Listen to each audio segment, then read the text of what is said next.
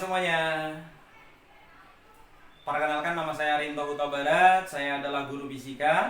Hari ini saya akan membawakan materi fisika kelas 11 tentang kesetimbangan. Sekarang kita lihat dulu dari kata-katanya. Setimbang itu apa sih?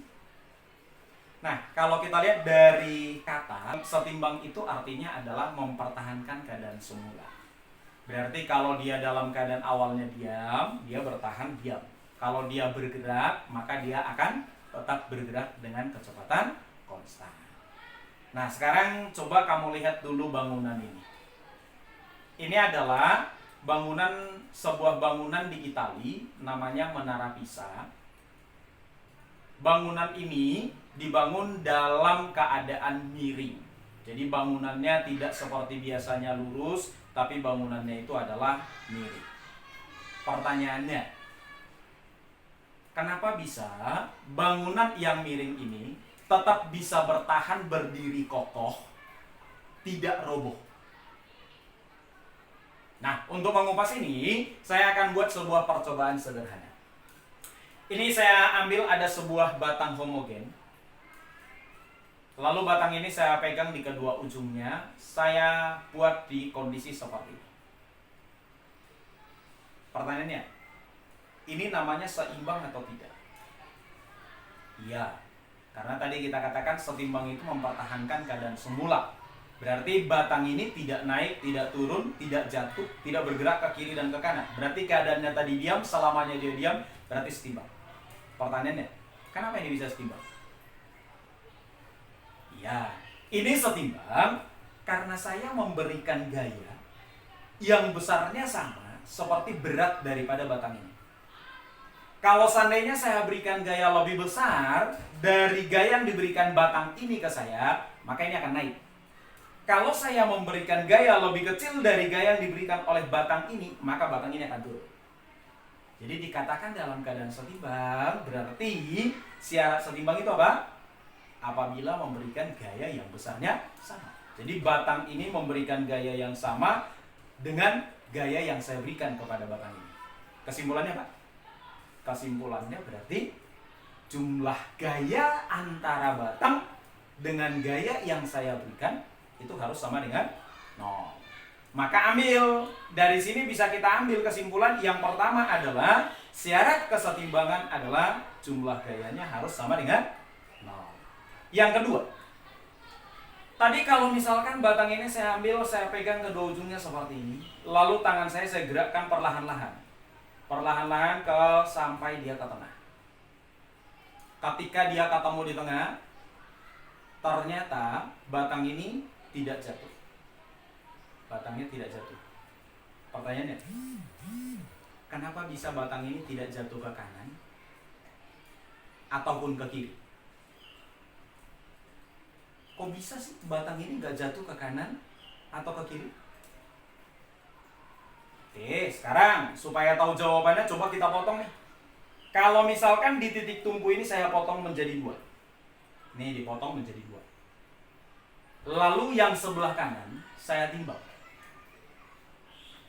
Yang sebelah kiri saya timbang. Pertanyaannya, apakah beban atau massa yang sebelah kanan sama dengan massa yang sebelah kiri? Ya, jawabannya adalah sama. Berarti kalau massa yang sebelah kanan sama dengan massa yang sebelah kiri, berarti itu artinya adalah yang sebelah kanan akan memberikan berat yang sama dengan yang diberikan yang di sebelah kiri. Oke. Nah, sekarang kalau saya ambil batang yang kedua, yang ukurannya sama, massanya sama, saya tempelkan di ujungnya ini.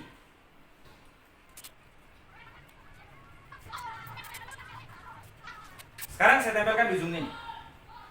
Lalu dengan cara yang sama, saya gerakkan tangan kiri dan kanan saya sampai dia ketemu di satu titik.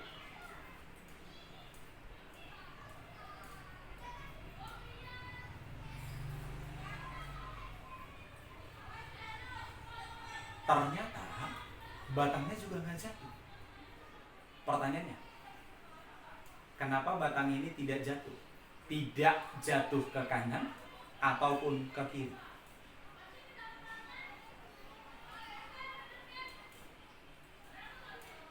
Apakah kalau seandainya saya potong di titik tumpu ini, apakah massa yang sebelah kanan masih sama dengan massa yang sebelah kiri? Sekali lagi, kalau seandainya saya potong di titik tumpu ini, pertanyaannya, apakah massa potongan yang sebelah kanan masih sama dengan potongan yang sebelah kiri? Pastinya tidak sama. Kenapa tidak sama? Karena tadinya ini adalah dua buah batang yang panjangnya sama, massanya sama. Setelah dipotong di sini, berarti yang sebelah kanan ini adalah satu batang tambah satu potong batang. Yang sebelah kiri itu adalah satu batang dikurang potongan yang ini. Berarti kalau kita timbang, udah jelas beban yang sebelah kiri lebih kecil daripada sebelah kanan. Lalu pertanyaannya, nah kalau beban yang sebelah kanan lebih besar daripada beban yang sebelah kiri, kenapa ini masih bisa setimbang, tidak jatuh ke kiri maupun ke kanan? Ya, jawabannya adalah karena jarak titik tumpu terhadap titik berat dari batang yang sebelah kanan lebih kecil dibandingkan dengan jarak titik tumpu terhadap titik berat batang yang sebelah kiri. Apa hubungannya jarak dari titik tumpu dengan titik berat? Kalau di sini tadi jarak titik tumpu dengan titik beratnya di sini lebih jauh dibandingkan dengan jarak titik tumpu di sini dengan titik berat yang di sini. Hubungannya apa? Nah, ini tadi kan memberikan beban namanya berat. Beratnya itu, jarak beratnya itu ke titik tumpu dinamakan lengan beban. Kalau kita kalikan gaya yang diberikan beratnya terhadap lengan gaya, itu namanya apa? Iya, itu namanya adalah torsi. Artinya, torsi yang sebelah kiri berarti sekarang sama dengan torsi yang sebelah kanan. Maka, dari percobaan kita hari ini, apa kesimpulan yang bisa kita ambil? Kesimpulan yang bisa kita ambil adalah, kalau dikatakan benda dalam keadaan setimbang, berarti itu bisa terjadi jika yang pertama adalah jumlah gaya yang bekerja pada benda sama dengan 0.